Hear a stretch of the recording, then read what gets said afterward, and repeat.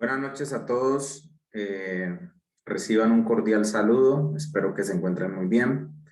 Gracias al Creador por permitirnos una vez más estar aquí. Hoy tenemos la clase número 5 de este curso de iniciación de Kabbalah. Hoy tenemos 10 de noviembre del 2021. Así que de antemano les doy la bienvenida. Abran su corazón, abran su mente, permitan que este conocimiento les atrape, les cobije. Y si ustedes lo hacen con la intención de crecer, de evolucionar, van a ver cómo este conocimiento va a transformar su ser interno y a la misma vez su parte o su realidad externa. ¿Hoy qué tenemos?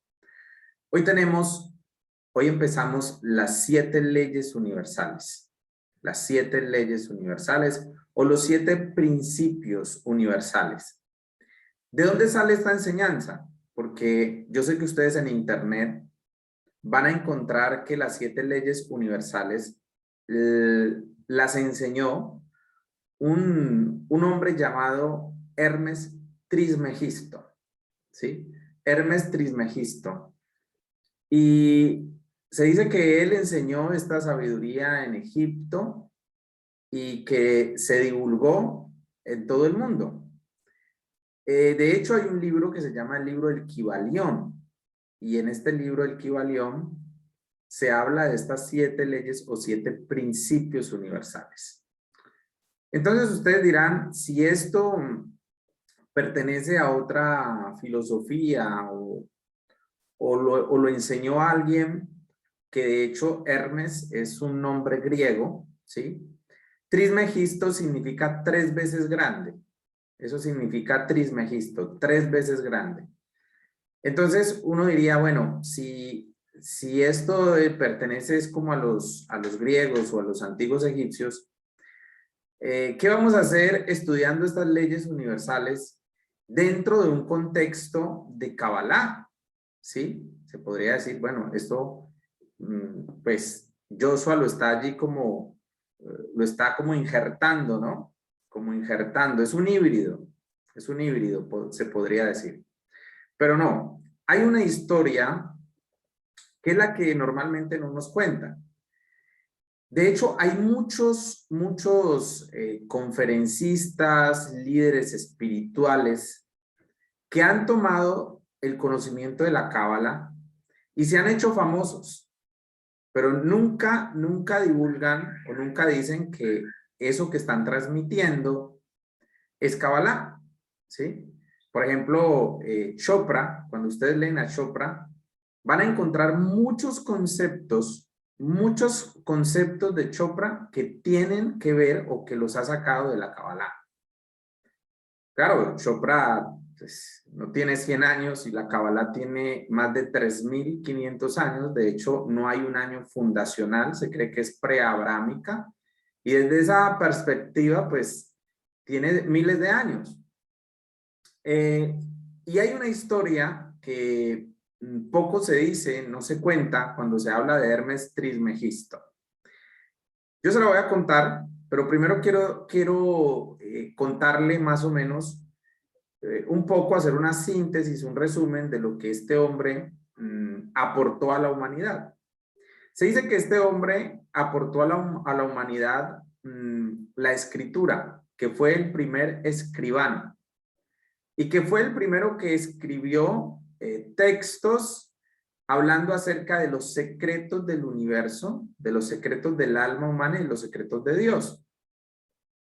Se dice que fue quien entendió, quien comprendió la astrología y que a él le fue revelada la astrología por medio de entes espirituales elevados o ángeles, como tú le quieras llamar, y que él entregó o escribió esta información.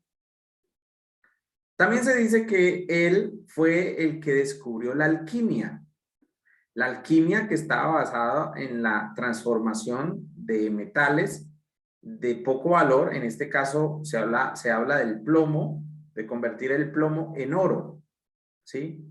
Y realmente la alquimia consistía en un poder mental sobre todas las cosas para transformar, para cambiar de sustancia, de forma, de esencia, aquello que se quería cambiar. También se dice que fue uno de los que aportó un gran conocimiento acerca de la psicología mística, ¿sí? Acerca del alma, porque la palabra psicología antiguamente no se le daba el significado que se le da hoy. Hoy se le reconoce como el estudio de la mente, pero la psique en la antigüedad, en el texto o idioma griego, era el estudio del alma, el estudio del ser, ¿sí? Bueno, ¿quién es este Hermes Trismegisto?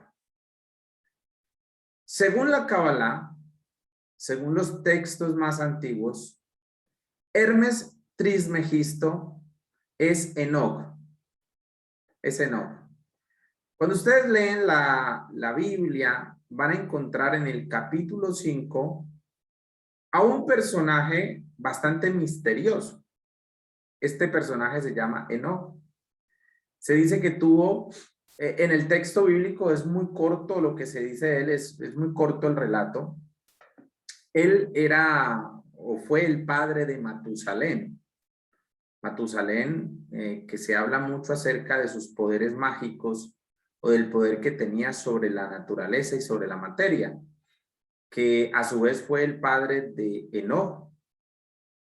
Pues bien, se dice que este Enoc, pues, que fue padre de Matusalén, el hombre que más ha vivido, según eso, vivió muchos más años que Adán. Pues este Enoc dice que comenzó a impartir, a transmitir una sabiduría al mundo de tal manera que la gente o la humanidad de aquella época no era digna de ese conocimiento. Si ustedes notan después del relato del capítulo 5, vamos a ver en Génesis 6 un relato donde se nos dice que Dios, el creador, destruyó el mundo a través del diluvio. Claro, yo siempre les he dicho a ustedes que la Biblia no hay que tomarla literal, ¿verdad? Pero de todas maneras, estas historias y estos relatos nos ayudan a comprender temas místicos mucho más profundos. Entonces, aquí encontramos en el Génesis 5 a Enoc, un hombre que empieza a transmitir su enseñanza, pero aquella época no era digna de su enseñanza. Luego se nos dice que a los 360 y pico de años se desapareció porque Dios se lo llevó. Hay un libro que lo han estigmatizado mucho y ese libro hace parte de la Kabbalah.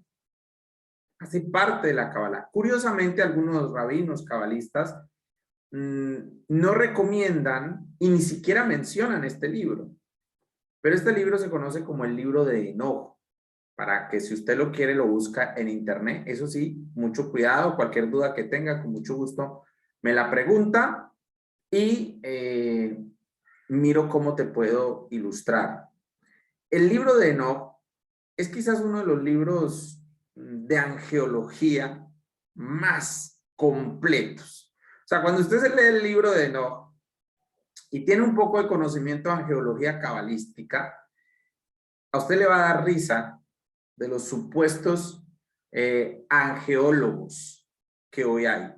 Y lo digo con mucho respeto, sin discriminar ni nada de eso, pero es que este es el problema cuando tú ya conoces y cuando comienzas a conocer, a llenarte de esta sabiduría que ya no tragas entero. Ya no tragas entero. Entonces, este se llama el libro de Enoc. Ahí se relata cómo a Enoc se le revelaron una cantidad de cosas por medio de ángeles, y cómo él describe cantidad de ángeles que desde la perspectiva moderna de la Kabbalah realmente son extraterrestres. Ahora, y tú dices, ¿cómo así? ¿Extraterrestres y ángeles? Claro, es que la palabra, mira lo que significa la palabra extraterrestre, que no es de esta tierra, que no es de esta dimensión. Desde esa perspectiva, los ángeles son extraterrestres, porque no son de esta tierra, no son de esta dimensión. ¿Ok? Entonces, este hombre tuvo una conexión con estos ángeles y se le revelaron muchas cosas, pero él también pudo observar, y esto que les voy a mencionar, abuelo de pájaro, les prometo que eso está dentro del curso. Les prometo que eso se los voy a enseñar porque está dentro del curso. Él presenció uno de los eventos que se narra en el Génesis, capítulo 6, y que se ha querido ocultar. Pero que cuando uno estudia el idioma hebreo, te queda totalmente claro qué fue lo que pasó. En Génesis 6, que reza de la siguiente manera: y aconteció que cuando los hombres comenzaron a multiplicarse sobre la faz de la tierra, y les nacieron hijos, hijas, y aquí viene el otro pedazo. Dice que cuando los hombres se multiplicaron y les nacieron hijas, hagan un pare allí y mantengan presente esto que acabo de decir. Luego dice, que viendo los hijos de Dios, que las hijas de los hombres, ¿cómo así? Las hijas de los hijos de Dios y las hijas de los hombres eran diferentes. Porque dice, que viendo los hijos de Dios, que las hijas de los hombres eran hermosas, y es que estos hijos de Dios no eran hombres. Luego dice, tomaron para sí mujeres como quisieron, engendrándoles hijos. Y de estos hijos nacieron gigantes. Gigantes que dice el texto tenían hasta 6 dedos. Gigantes que luego aparecen peleando con David, con el pueblo de Israel, combatiéndolos en las tierras de Canaán. Cuando uno lee el texto en el hebreo, se da cuenta que estos hijos de Dios eran ángeles, que se les llaman los vigilantes. Eran los encargados de cuidar a los hombres para mantener el equilibrio, para mantener el equilibrio y que los hombres no se destruyeran. Pues resulta que aquí hubo una unión de ángeles con mujeres. Tomaron cuerpos teofánicos o teofónicos y engendraron con las mujeres. Y hubo como una degeneración genética porque nacieron gigantes. A estos gigantes, en el texto hebreo, ahí en el Génesis, se le llaman los nefilim. ¿Por qué los nefilim? Porque la palabra nefal o nafal significa caído. Nefilim significa los caídos. Significa que aquellos ángeles vigilantes cayeron o descendieron y engendraron. Nacieron unos gigantes, nació una raza diferente, y dice, y estos fueron los hombres de renombre, esos gigantes. De esa historia que le acabo de contar, esto es fascinante, ¿no? O en lo personal a mí me encanta porque está en la Biblia, pero pues la religión nunca te va a hablar de esto. De estos gigantes de renombre que dice allí, de eso salió la mitología griega. No sé si han leído algo de mitología griega, donde los griegos tienen diferentes dioses, donde los dioses se unían con los humanos y entonces tenían a Hércules, al mismo Hermes, tenían a Poseidón, tenían a estos grandes que eran dioses. Se dice que la historia de la mitología griega sale de allí. Así que les recomiendo que se lea Génesis 6. Y por otro lado, si se puede leer el libro de Enoc, sería muy bueno, ¿no? al principio, o pueda que a algunos les cause un poquitico de asombro, ¿no? Pero les aseguro que esto de los ángeles y de los gigantes yo se los voy a explicar mucho mejor porque está aquí dentro del curso. Solamente quería mencionarlo para que ustedes ya lo tengan presente y cuando entremos allí a hablar de estos gigantes y de estos ángeles que se unieron, y vamos a mirar varios aspectos que pasaron con estos ángeles, etcétera. Pero también para que tengan otra idea, porque mire que la gente, siempre las películas místicas, ellos primero estudian cosas, ¿no? Veas en la película de Noé. Ahí se habla de los ángeles vigilantes y se habla de los gigantes, aunque desde otra óptica, ¿no? Pero tiene algo de información de lo que les estoy comunicando. Entonces, este Hermes Trismegisto, tan famoso de los principios universales y de las leyes universales, no es más que Enoch, la figura de Enoch. Y este Enoch hace parte de toda la información transmitida de lo que es la Kabbalah. Se dice que toda esta información, Enoch se la transmitió a Matusalén, su hijo. Matusalén se la transmitió, sí, creo que está en Netflix, se llama Noé, sí, la película de Noé, creo que así, o el arca de Noé, no recuerdo bien, lo reviso y les digo. Y entonces, Enoch se lo transmitió a Matusalén, Matusalén se lo transmitió a Noé, Noé se lo transmitió a Shem, o Sem, como aparece en la Biblia. Sem fue el maestro luego de Abraham.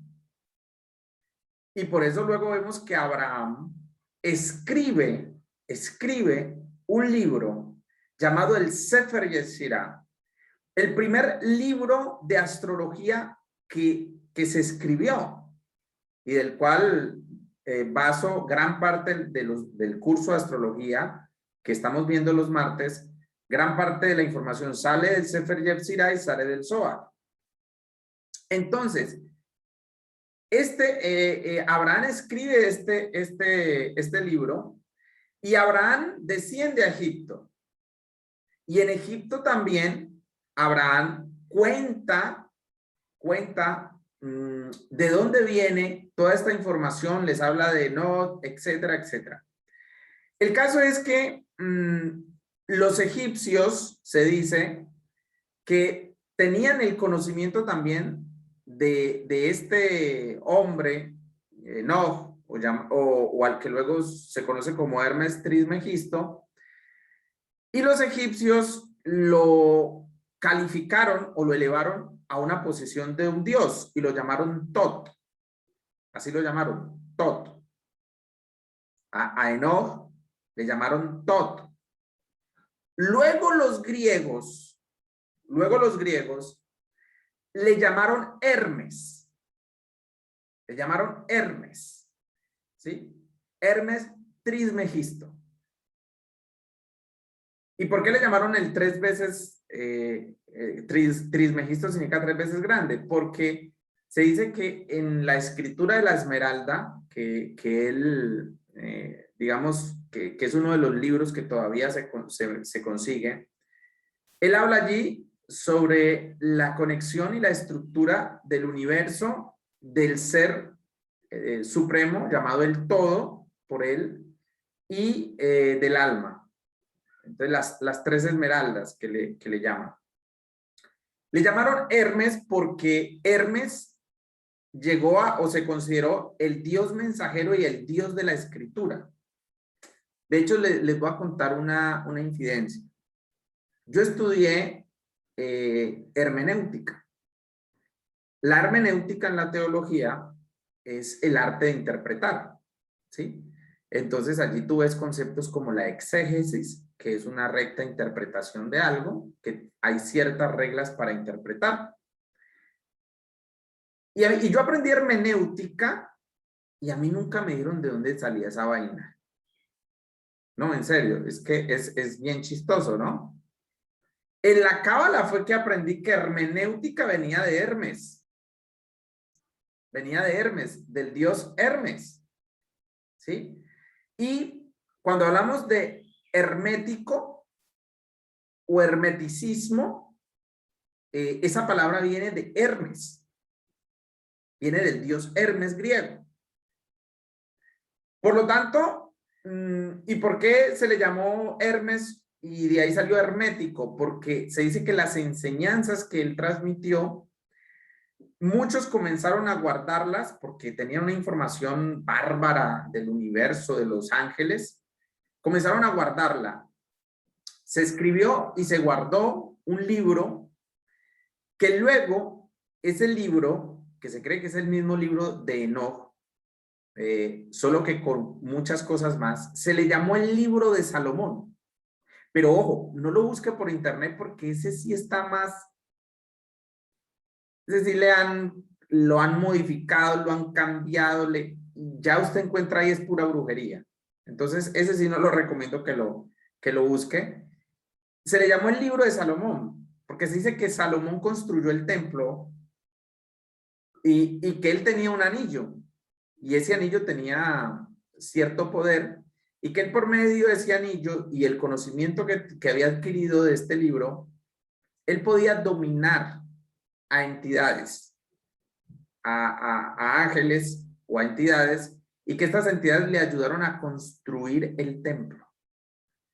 Eso es una especulación, es una hipótesis. No te puedo decir que es algo cierto porque no está dentro de las fuentes fidedignas de la Kabbalah, pero les estoy más o menos transmitiendo o contando cómo cómo empezó este tema de Hermes Trismegisto. Ahora, el texto bíblico dice que Enoch un día desapareció porque se lo llevaron los extraterrestres o se lo llevaron los ángeles. ¿Sí? Dice que Dios se lo llevó. ¿Sí? Luego, dice la tradición cabalística que este Enoch se convirtió en un arcángel mayor. ¿Por qué en un arcángel mayor? Porque él, siendo humano, por elección trascendió y su premio, su mérito fue que se colocó como un custodio del trono y se le llama el arcángel mayor, Metatrón. También les prometo que esto está dentro del curso, hablar de los arcángeles, las jerarquías que hay, y entre esos, uno de los más importantes es Metatrón. Pues este Enoch se dice que se convirtió en Metatrón y que ahora él hace, o gran parte de su oficio es en lo que fracasaron los custodios, los vigilantes, que él vigila a la humanidad y tiene cantidad de seres de luz que están bajo su mando que interfieren en la humanidad cuando aquellos que ayudan a difundir los conocimientos para la transformación de los seres humanos se encuentran en diferentes situaciones que quieren impedir que ellos sigan haciendo este tipo o transmitiendo este tipo de información. Bien, ese es más o menos como un poquito la introducción de dónde sale este tema o quién escribió este tema de las 7 leyes universales. Luego estas 7 leyes universales las vamos a encontrar también en los libros de la Cábala. ¿Sí? Lo vamos a encontrar en el Zohar, en el Sefer Yetzirah, en el libro del Bajir y obviamente no de la misma manera como la transmitieron los griegos o las diferentes culturas, pero sí de una manera con todo respeto de las demás filosofías, de una manera mucho más coherente, si se quiere. Bien, entonces dentro de estas leyes universales tenemos la primera ley y dentro de esa ley, obviamente, pues se desprenden muchas otras leyes menores, de las cuales no voy a hacer referencia, no vamos a entrar en detalle en ellas porque pues hay mucho más temas del curso interesantes y la idea es avanzar, ¿ok?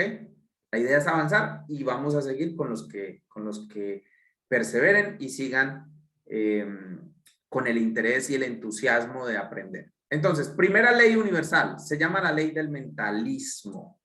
Se llama la ley del mentalismo. Vamos a compartir unas diapositivas. Recuerden que estas diapositivas luego ustedes también las van a poder tener porque se las voy a enviar al correo, pero esto va a suceder cuando terminemos el tema como tal. ¿Listo? Bueno, entonces, primera ley, la ley del mentalismo. ¿Qué es eso y con qué se come? Bien, la ley del mentalismo nos enseña que todo cuanto existe primero estuvo en la mente universal. Pero aún más, el Zohar o la Kabbalah nos dice que la mente universal estuvo en la mente de la totalidad. ¿Cómo es esto? Pues lo que se quiere o lo que se transmite en el Zohar o en la Kabbalah es que hay una gran mente pensante, que no me queda la menor duda, que es a lo que nosotros llamamos Dios. Y dentro de esta mente pensante hay otra mente que se llama la mente cósmica o la mente universal, que tiene que ver con esa vasija de la cual hablamos en la clase pasada que se creó para contener a Dios. Quiere decir que el universo tiene una inteligencia. Pero luego tenemos otra mente, y es la mente humana, que de alguna manera nosotros la vemos fragmentada, es decir, nosotros vemos a cada persona, a cada individuo como una mente, pero desde la Kabbalah hay algo que se llama pensamiento colectivo o mente colectiva, de la cual vamos a hablar luego. Entonces, esta ley nos dice que todo cuanto existe, todo, las rocas, el sol, los sistemas solares, las galaxias, los átomos, cualquier cosa por insignificante que sea en el mundo, en el universo, en la naturaleza, primero estuvo en la mente universal. Primero estuvo en la gran mente. ¿Sí? Nada de lo que vemos apareció de la nada. Todo tuvo una causa y todo tuvo una fuente. Y esa fuente es la mente, la gran mente pensante. Por ley de mentalismo comprendemos la conciencia cósmica que dirige y gobierna todas las cosas. Hay un pensamiento o hay una mente, un intelecto divino que dirige y que gobierna todas las cosas.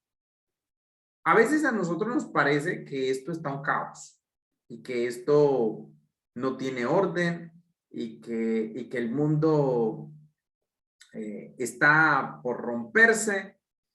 Y sí, de alguna manera es verdad. Pero también la Kabbalah nos enseña que todo está como tiene que estar.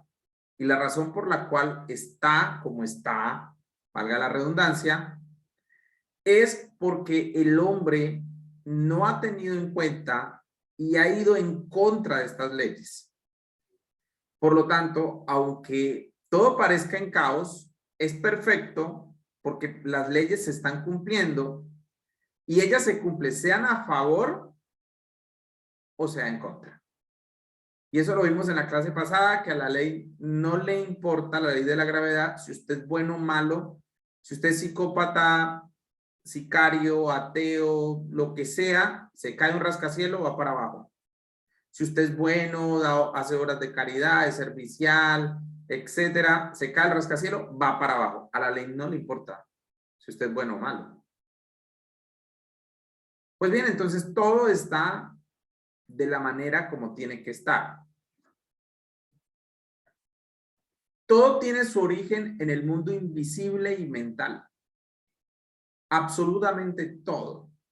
Y de esto los textos de la Biblia y los textos de los libros de la Kabbalah nos enseña que todo lo que nosotros vemos simplemente es un espejo, es un reflejo del mundo invisible. Todo lo que vemos.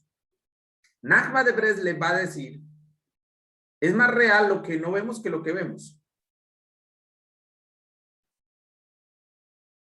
Y de eso se trata la conexión con el alma. La conexión con el alma y con lo divino se trata de poder explorar y de poder conectar y conocer este mundo invisible.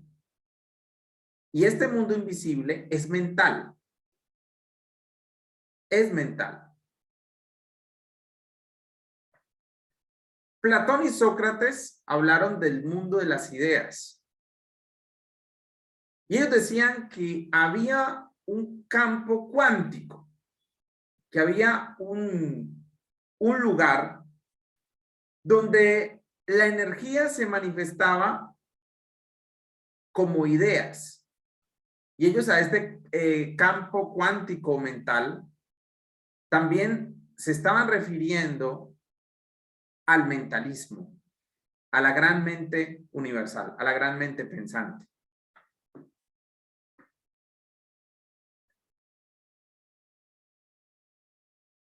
Todo lo que ves a tu alrededor, todo, era inicialmente un pensamiento hasta que se convirtió en una manifestación externa. Y es que esta ley del mentalismo no solamente nos dice que toda la creación es el reflejo, es la manifestación de un pensamiento divino, sino que ahora también dice que de la misma manera nosotros los seres humanos, nosotros las almas, todo lo que tenemos ahora externamente, primero fue un pensamiento divino. Entonces aquí quiero decir algo que es muy fuerte. Todo lo que hoy tú estás viviendo, todo lo que tienes, todo, absolutamente todo, bueno o malo, enfermedad o salud, carro, casa, lo que sea, todo lo que hoy en día se relaciona contigo a nivel externo, primero estuvo en tu pensamiento. La enfermedad, primero estuvo en tu pensamiento. La traición, primero estuvo en tu pensamiento. El miedo a la carencia, primero estuvo en tu pensamiento. La riqueza, primero estuvo en tu pensamiento. La salud, en tu pensamiento. Todo lo que hoy tienes, inicialmente fue un pensamiento y luego se convirtió en una manifestación externa. Por lo tanto, estamos hablando de una correlación. La ley del mentalismo nos va a enseñar la manera como también nosotros podemos manifestar una realidad.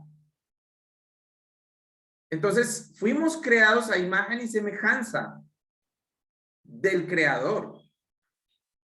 Por lo tanto, podemos manifestar una realidad que antes no existía, pero que empieza existiendo primero en nuestra mente, primero en nuestro pensamiento.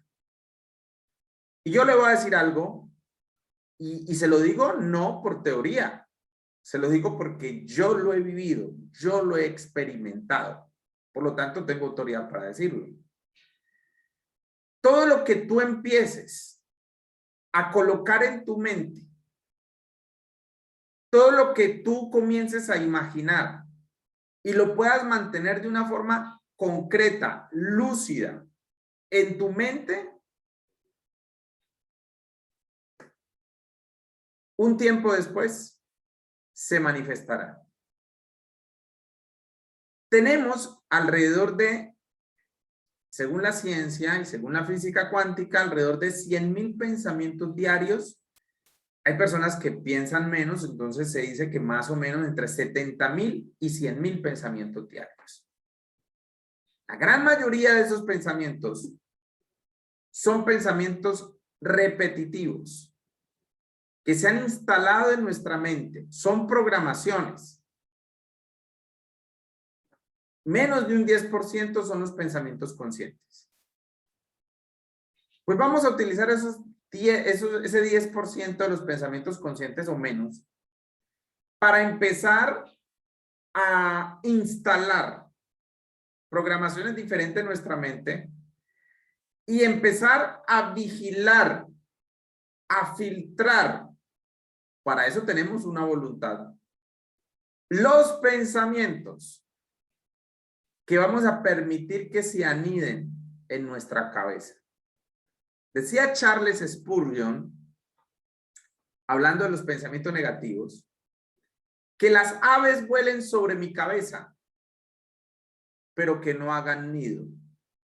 ¿A qué se refería Charles Spurgeon cuando decía que las aves vuelen sobre mi cabeza, pero que no hagan nido? Se refería a aquellos pensamientos negativos que pueden llegar, porque la mente es como una antena que capta. Decía Nachman de Bresle, todo está afuera y la mente lo capta. La mente constantemente está captando energías negativas que vienen del exterior. Es más, tu mente capta los pensamientos negativos o positivos del otro.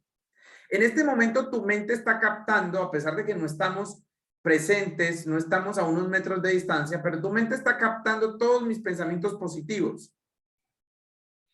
Y cuando enciendes el televisor, escuchas la radio, lees el periódico, tu mente también está captando todos esos pensamientos negativos.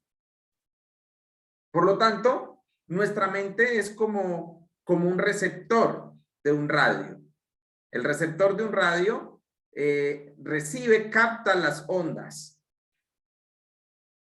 Entonces, en tu mente se van a instalar pensamientos. Y esos pensamientos que se van a instalar, que son la imaginación, que se proyecta constantemente, disciplinadamente, eso será lo que se va a manifestar. Entonces vamos a cambiar pensamientos de carencia, de enfermedad, de limitación, ¿sí? Que nos programaron, nos instalaron de niños y vamos a cambiarlos por pensamientos opuestos a eso. Cuando nuestro pensamiento cambia, cuando instalamos programaciones diferentes en nuestra mente, le voy a decir cómo se da cuenta usted de que la persona que está enfrente suyo ha hecho un cambio de mentalidad o que tú mismo has cambiado. Cuando cambia tu lenguaje. Cuando cambia tu lenguaje. Jesús dijo algo que muchos no entienden y que es una forma de hablar desde los libros de la Tanaj, de la Biblia antigua. Y es el tema del corazón. Yeshua dijo, de la abundancia del corazón habla la boca. Realmente eso ya estaba escrito en la Tanaj. En el libro de Proverbios dice, tal cual él es en su corazón, así se expresa. Para el hebreo el corazón no es el órgano que bombea sangre. Para el hebreo el corazón era el centro. Era el asiento del intelecto y de las emociones. Eso era el corazón. El asiento del intelecto y de las emociones. Por lo tanto, cuando dice de la abundancia del corazón, habla la boca, se refiere es que a la abundancia lo que hay en tu mente, así mismo vas a hablar. Entonces, todo lo que tú vayas o lo que se vaya a manifestar, primero primero va a estar en tu mente.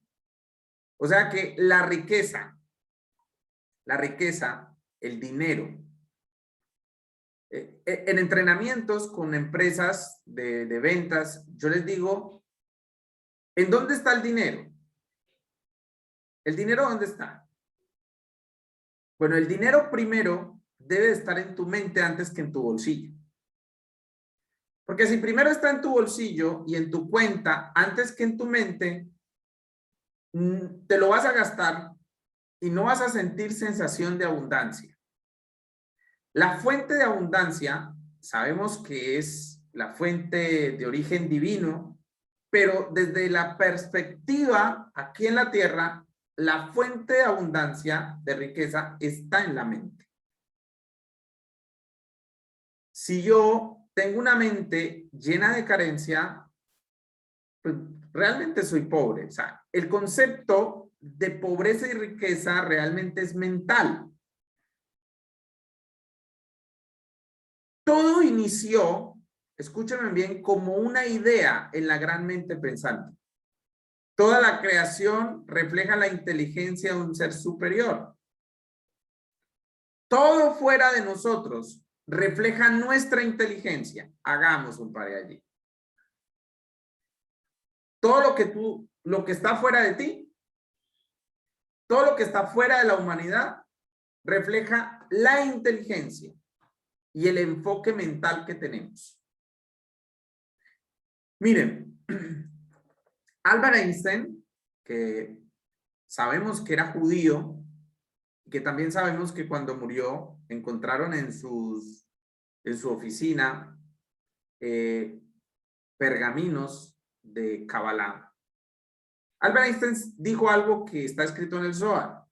Albert Einstein dijo que el pensamiento no tiene tiempo ni espacio.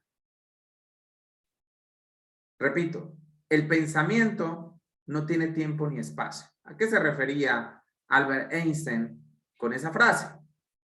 El Zohar lo explica, porque él lo tiró en el aire y seguramente él lo entendía muy bien porque era un genio, pero aquellos que lo leímos o lo escuchamos quizás nos costaba digerir eso. El Zohar lo explica de la siguiente manera.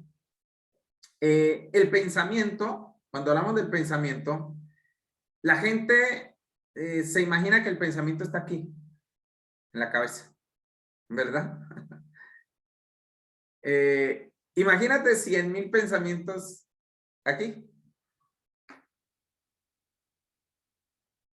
Claro, cuando entendemos el concepto de energía, si tomáramos todo el universo, dicen la física cuántica, y comprimiéramos toda la energía, la uniéramos todo, quedaría como una pelota de béisbol, todo el universo. Entonces, Albert Einstein se refería a que el pensamiento del ser humano no está en su mente, en su cerebro, en su cabeza únicamente. Y le voy a decir algo muy sencillo, es algo muy sencillo. Tu pensamiento en este momento está en el mañana. O tu pensamiento en este momento está dentro de 2 horas. O tu pensamiento en este momento está hace 15 o 20 años atrás. Tu pensamiento puede estar ahora cuando tú tenías 7 años. Tu pensamiento puede estar cuando tú tengas 50 años. ¿Y qué significa eso? Mira, nosotros podemos viajar en nuestro pensamiento al pasado. Y quiero que hagamos una cosa aquí en este momento. Quiero que cierres tus ojos en este momento. Quiero que cierres tus ojos. Que inhales profundo. Y que pienses cuando tenías 26 años.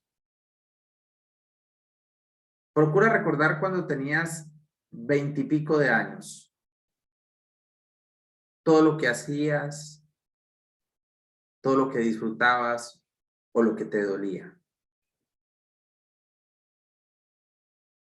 Piensa cuando tenías 15 años, las mujeres, cuando te celebraron los 15. O piensa en aquel momento, cuando tuviste esa experiencia maravillosa que no olvidas. Aquel momento con papá antes que muriera. O aquel momento con mamá. Aquellos momentos del colegio. Esos amigos que todavía conservamos. O esos amigos que hoy ya no están porque murieron. Recuerda tu niñez. Cómo jugabas. Y cómo compartías en familia. Cómo eran las navidades. O cómo eran esos momentos de familia en mesa redonda. Recuerda un poco. Sucede que cuando nosotros vamos al pasado, nuestro pensamiento viaja al pasado. Y recuerdas cuando tenías 15 años, cuando tenías 20, cuando tuviste tu primer novio, tu primer beso, tu primera experiencia sexual. Tú puedes sentir nuevamente alegría o tristeza. Es decir, que esa experiencia que está en el pasado puede llegar a afectarte físicamente. ¿Y por qué es posible esto? Porque tu pensamiento viaja al pasado. Ahora yo te hago una pregunta. Si el pensamiento puede viajar al pasado, ¿qué impide que el pensamiento viaje al futuro?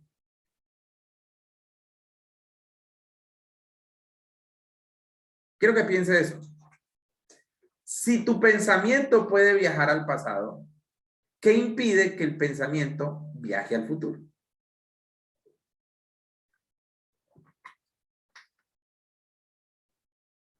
Nada. El pasado ya no está. ¿En dónde está el pasado? Aquí. O bueno, en la mente.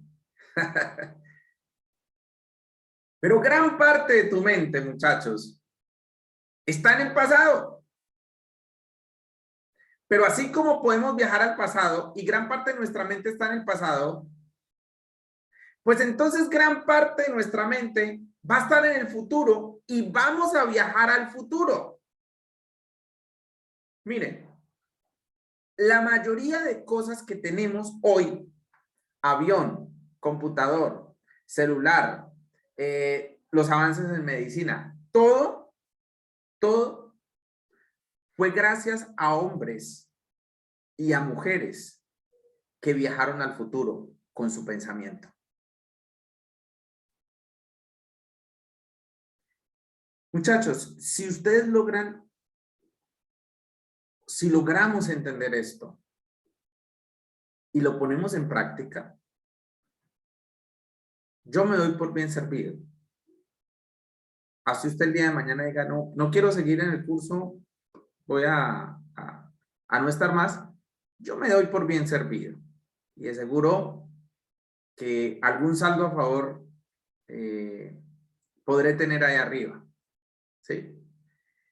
Miren, todas las películas de Hollywood, todas las películas futuristas, todas, fueron de cosas que los hombres imaginaron, pero que ya estaban proyectando a la humanidad porque su pensamiento viajó al futuro y sabían que eso se podía lograr.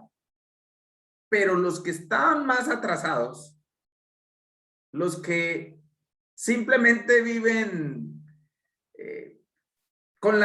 pensando en las necesidades básicas, en su instinto animal, ¿saben cómo le llamaban a eso? Le llamaban ciencia ficción. Y aún hoy, Y yo ya cuando me gustan las películas futuristas, precisamente por eso, porque yo ya sé que eso no es ciencia ficción. Eso ya lo están gestando, eso ya está en la mente de alguien. Y entonces sacaron aquella película Viaje a las Estrellas. En ese tiempo no existía, bueno, físicamente no estaba el celular, ya existía en la mente de alguien. Entonces en Viaje a las Estrellas sacaban un aparato parecido al celular, donde se podían comunicar estos extraterrestres con otros, de una nave espacial a otra, y se podían ver. En ese tiempo la gente decía, ciencia ficción. ¿Sí? Te pregunto, ¿hoy eso qué es? Hoy es una realidad. ¿Gracias a qué? Gracias a que unos hombres viajaron al futuro con su pensamiento y se pudieron imaginar lo que hoy tenemos. Lo mismo el computador. Lo mismo alguien en algún momento imaginó, pensó, tuvo la idea de que se podía volar. ¿Y qué dijeron los de esa época? Está loco. O sea, la locura. Porque nuestra mente racional únicamente acepta aquello que se puede comprobar. Lo que no se puede comprobar, la mente racional no lo acepta. Por eso debemos entrenar nuestra mente para pensar lo increíble. Y si ustedes quieren, muchachos, marcar la diferencia en medio de una humanidad que corre para donde le dicen, ¿sí? Hay que aprender a pensar diferente a como piensa la mayoría. Para la mayoría, invertir en un curso como esto es perder el dinero. ¿Sí?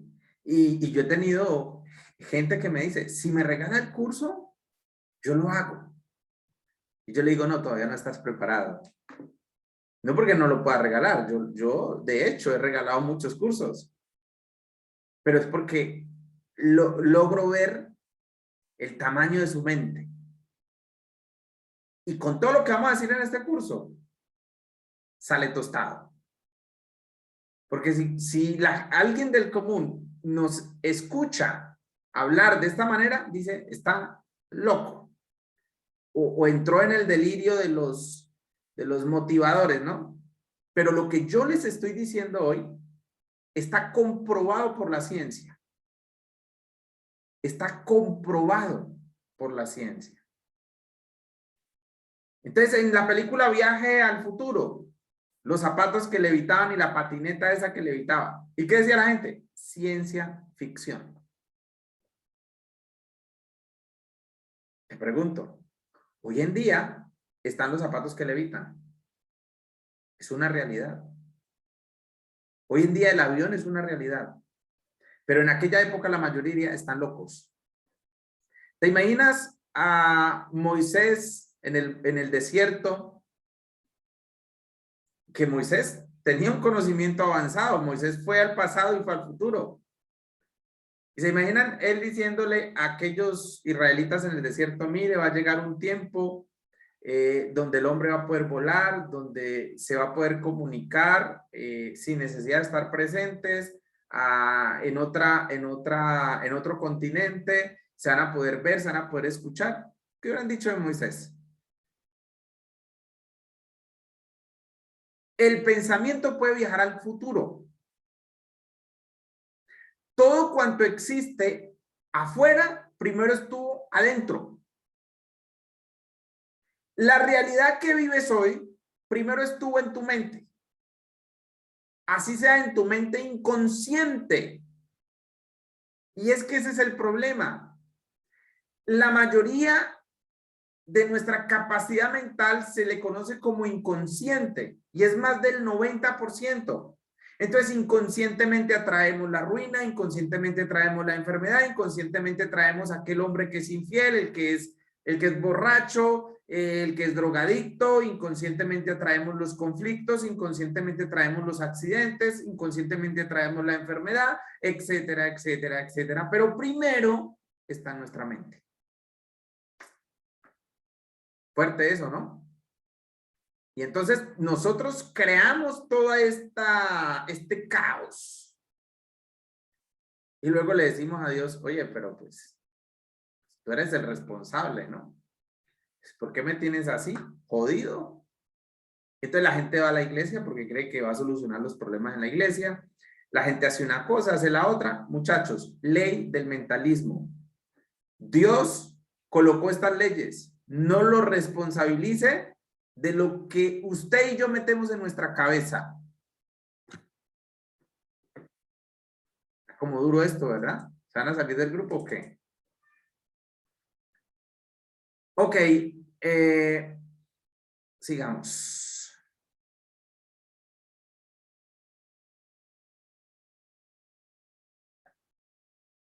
Entonces, ¿qué hay en tu cabeza? Vamos a hablar de la transmutación mental. Vamos a hablar de la transmutación mental. La palabra transmutación es el término generalmente empleado para designar el antiguo arte de transmutar los metales, especialmente los de poco valor, en oro. O sea, es más o menos el conocimiento de la alquimia, que lo encontramos también en la Kabbalah, va por ahí. ¿Sí? Entonces, la palabra transmutación es el término generalmente empleado para designar el antiguo arte de transmutar los metales, especialmente los de poco valor, en oro. La palabra transmutar significa cambiar de naturaleza, ojo, de sustancia, ojo, y de forma, convirtiéndose en otra, transformarse en otra cosa. Eso significa la palabra transmutar. De acuerdo a esta definición, ¿qué es entonces transmutación mental? ¿Qué es entonces transmutación mental? Miremos. Cambiando la realidad a partir de la mente. No vas a cambiar la realidad a partir de la política, no vas a cambiar la realidad a partir de nada externo. Vas a cambiar la realidad a partir de tu mente. Transmutación mental significa el arte de transformar o cambiar, ojo, los estados, cualidades, formas, condiciones mentales, en otros, en nosotros y en las cosas. Uy, eso yo sé que suena demasiado complicado o complejo. ¿Cómo así que transmutación mental significa el arte de transformar o cambiar los estados, cualidades, formas, condiciones mentales en otros? ¿Sí? Constantemente estamos transmutando, haciendo una transmutación de pensamiento a otra persona. De hecho, durante toda la vida nos han estado haciendo transmutaciones mentales y nos tienen como, perdónenme la palabra, como idiotas, idiotizados, corriendo tras el sistema, comprando lo que ellos quieren, haciendo lo que ellos quieren, viviendo donde ellos quieren, comiendo lo que ellos quieren, pensando y actuando como ellos quieren, sintiendo como ellos quieren. Tienen el poder. ¿Por qué razón? Porque han logrado penetrar nuestra mente. Y al penetrar nuestra mente, cambian los estados, las cualidades, las formas y las condiciones.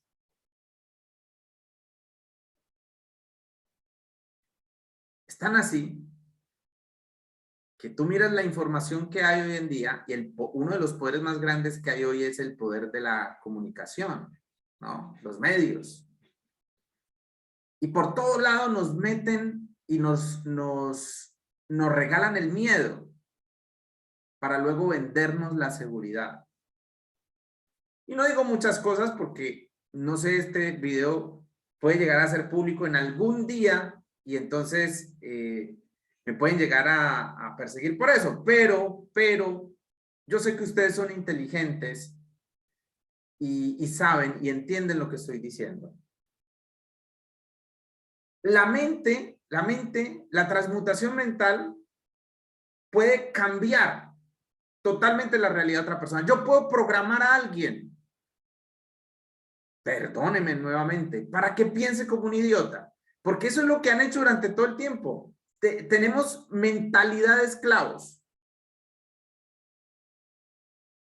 Y Kabbalah quiere enseñarnos, y ya llegaremos a ese tema más adelante, a pensar como reyes, a tener mentalidad de rey y no mentalidad de esclavo. El universo mismo es una creación mental. Esto es, existe en la mente del todo. Es decir, una mente dentro de otra mente. Es el universo una mente dentro de una mente. Esa mente se llama el todo, el absoluto, el Ein Sof, el infinito. El Zohar y ahora la física cuántica nos enseña que el observador, escuchen bien esta parte, el observador modifica lo observado. Lo cual nos quiere decir que cuando dirigimos un pensamiento de una manera consciente, podemos cambiar la realidad.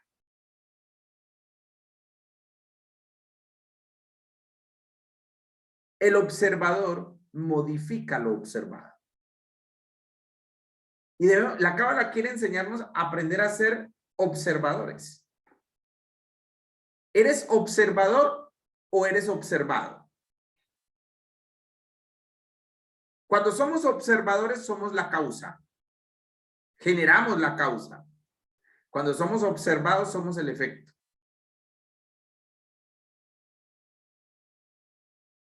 La física cuántica ha demostrado que la manera como alguien observa los objetos o las cosas hace que se modifiquen. Si quieren, investíguenlo. O sea, eso yo no me lo estoy inventando. Esto es ciencia. Que la manera como cada persona mira las cosas, la energía, los átomos, responden a esa observación. Por eso, mi pregunta, y yo sé que esto no queda todavía muy claro, pero les aseguro que ustedes van a ir entendiendo todo este enredo, que no es enredo. Mi pregunta es, ¿cómo se están ustedes observando?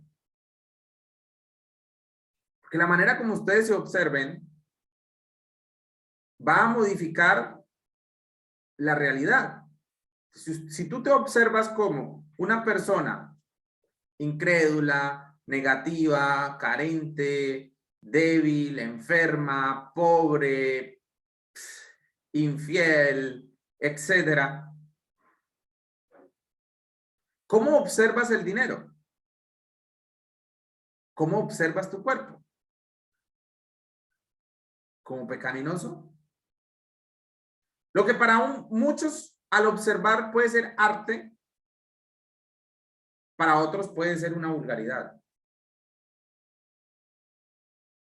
Y claro, cada quien mira de acuerdo a lo que hay en su mente.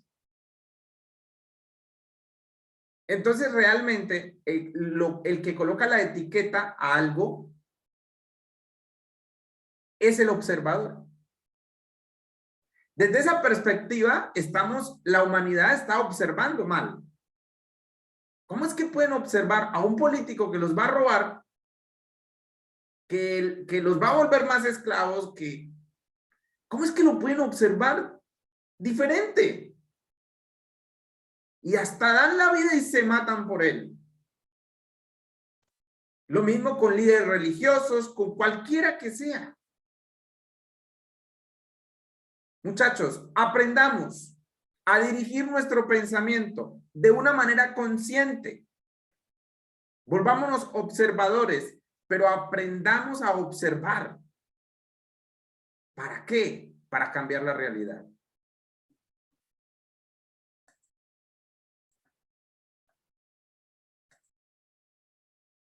A mí todos estos temas me apasionan. Para ello, obviamente, transformar nuestra mente, ¿no? Todo se está transformando constantemente y por medio del pensamiento. Todo. Todo se está transformando constantemente y por medio del pensamiento. Los cambios que hemos tenido desde tiempos arcaicos han sido producto del pensamiento que ha ido materializándose. Es más, desde el hebreo, la palabra éxito, que es hashlajá, significa la capacidad de materializar una idea. Eso significa la capacidad de materializar una idea. Y en diferentes perspectivas. Es decir, Hitler tuvo éxito. Uy, tú dirás, pero ¿cómo así que tuvo éxito? Sí, porque él pudo materializar sus ideas. Pero eran malas, claro, eran malas. Pero aún en su rol de maldad, como autoritario, tuvo éxito. Es que hay gente que aún en lo malo tiene éxito. Y hay gente que ni en lo malo ni en lo bueno. Y esa es la gente que realmente pasa por este mundo y no deja ninguna enseñanza.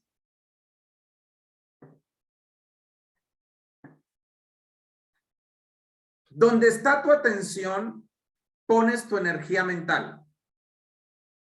Eso dice el Zohar. Donde enfocas tu atención, pones tu energía mental. ¿Cómo podemos hacer que nuestros pensamientos se proyecten en la realidad y en la mente cósmica? ¿Cómo podemos hacerlo? Por medio de la imaginación. Por medio de la imaginación y la atención. ¿La atención en qué? En eso que estamos imaginando. La atención en eso que estamos observando. Mire, muchachos, somos a veces tan malos observadores que si yo le pregunto a usted cuál es la figura del que está en el billete de 1000,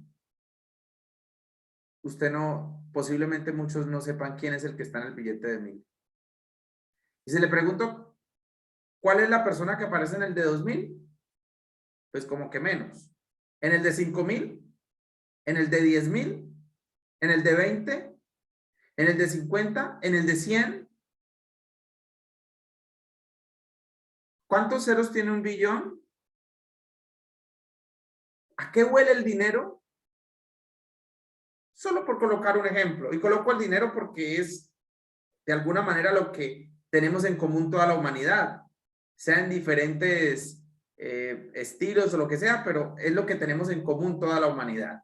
En otras cosas cambiamos de parecer, pero lo que tenemos en común en la humanidad es temas de dinero. Entonces, imagínate. Somos tan pocos observadores que ni siquiera eso sabemos, eso lo hemos observado. Y así queremos tener dinero. Y así queremos. Entonces, en la programación neurolingüística, que sale de todo esto, nos enseñan a colocar cosas, imágenes, mapa de sueños, escribir cosas, leerlas, estarlas mirando. ¿Por qué? Porque nuestra mente funciona a través de lo visual y a través de lo auditivo. Así fuimos o nos programaron. ¿Sí? Entonces, esto es importante que nosotros lo tengamos presente. Escuchen esto, ya casi termino, tranquilos, no se preocupen. Yo sé que me pasé un poquitico, pero no quiero dejar esto para dentro de 8 días, quiero terminarlo. La intención es el alma de la acción, dice la Kabbalah. El pensamiento transformador es el que lleva una intención clara y definida. Repito, el pensamiento transformador es el que lleva una intención clara y definida. Si tú quieres tener un pensamiento transformador, debes de tener una intención clara y definida, porque la intención es el alma de la acción. Lo primero en el pensamiento, que es la intención, decía Nachman de Breslev, ¿sí? Es lo que luego se va a reflejar en la acción. Lo primero en la acción está en el pensamiento. Nuestra mente está conectada con el todo. Escuche, nuestra mente está conectada con el todo. Aún más, la mente está conectada con cada acción de la humanidad. Si tú escuchas un conflicto en Siria, en Israel, en cualquier parte del mundo, tú no lo escuchaste por casualidad y no lo viste por casualidad en las noticias. Y dice Kabbalah que cada vez que tú siembras odio en el mundo, e insultas a alguien, le envías malas energías a alguien, peleas con alguien, estás contribuyendo energía para que haya guerra en el mundo. ¿Por qué razón? Porque todos somos uno. Nos enseña el Zohar que todos somos una sola energía. Por tanto, podemos conectarnos mentalmente con la intención del otro. Entonces, siendo inteligentes, vamos a conectarnos con la intención de aquellos que quieren cambiar el mundo, que quieren cambiarse a sí mismos, cambiar el mundo y ayudar a una evolución. Si generamos conciencia, podemos incorporar la intención adecuada en cada pensamiento. Porque a veces tenemos pensamientos, pero no tenemos la intención adecuada. Les doy un ejemplo rápido para terminar. La persona que tiene el pensamiento de dar, de ayudar a otro, pero su intención de dar es para mostrarse, para que le rindan pleitesía. Y en eso caen los políticos y muchas personas, para que les den honor, reconocimiento. El acto de dar es bueno, el pensamiento de dar es bueno, pero su intención es mala. Entonces vamos a colocarle al pensamiento la intención correcta, la intención adecuada para que ese pensamiento sea poderoso y afecte al otro de una manera positiva. Bien, muchachos, si tienen alguna pregunta, los escucho. O si se quedaron dormidos, pues entonces me dicen para en la otra clase terminar más temprano.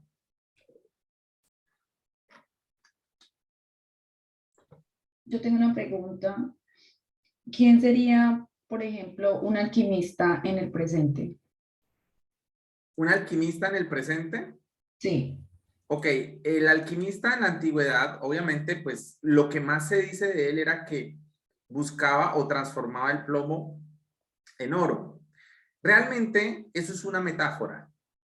Realmente eso es una metáfora, porque nosotros sabemos desde la Kabbalah que lo que eso significa es cambiar el plomo en oro. ¿Qué es? Cambiar tus pensamientos más bajos en pensamientos elevados.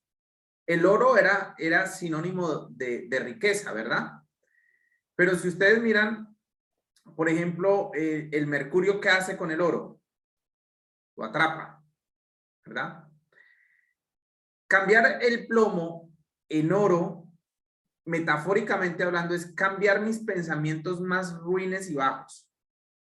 Y a veces la gente piensa que los pensamientos ruines y bajos es pensar en matar a otro, no sé, cosas así. No, cuando usted tiene un pensamiento de pobreza y usted cree que Dios le mandó pobreza, enfermedad y todo eso, esos son pensamientos de bajo nivel.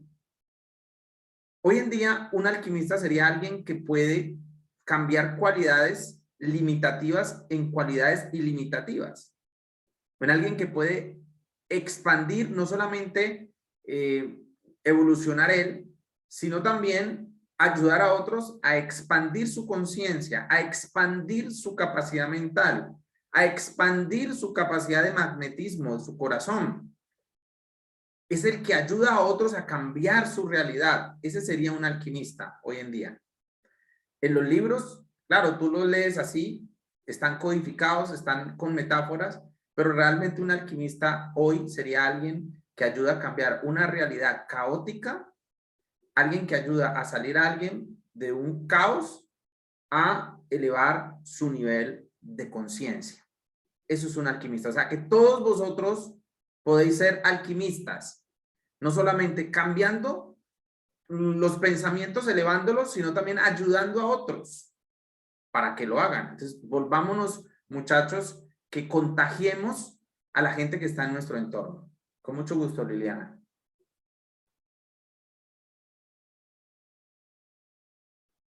Para transformar esos pensamientos debería poder acceder de alguna manera a ese 99 inconsciente. Pregunta. Miren, hay una cosa. De nada me sirve a mí acceder al inconsciente si el inconsciente está lleno de una información de creencias erróneas. De nada me sirve. ¿Qué es lo que tengo que hacer? De una manera consciente, tomar la información que sé que va a elevar mi conciencia, que me va a transformar, tomar esa información y meterla en el inconsciente. Eso es lo que hay que hacer, meter nueva información, información transformadora, meterla en el inconsciente.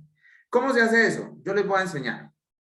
Por un lado, eso que ustedes van a estar escuchando les va a ayudar muchísimo porque ustedes van a empezar a ser más conscientes del poder del pensamiento y de la mente, ¿verdad?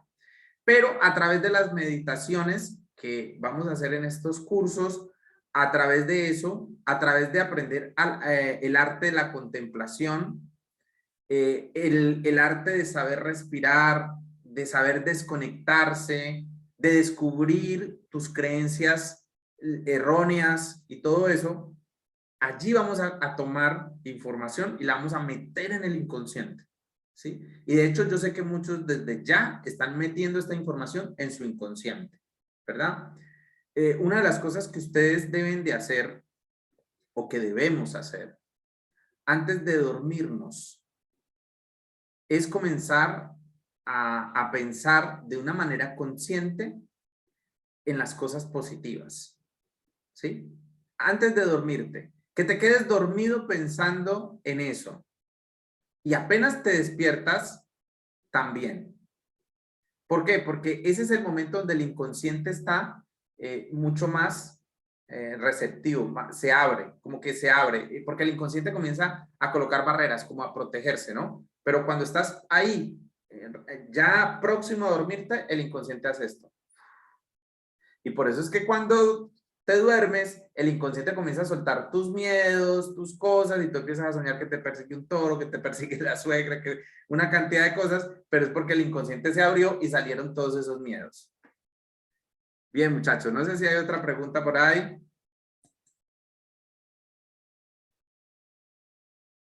Bien, pues, entonces nos vemos el próximo miércoles. ¿Qué tenemos el próximo miércoles? Tenemos la ley de la correspondencia. Una cosa extraordinaria, así que les invito para que no se la pierdan. De antemano, agradecimiento, porque sin receptor no hay dador, ¿ok? Bendiciones, que descansen, que pasen feliz noche.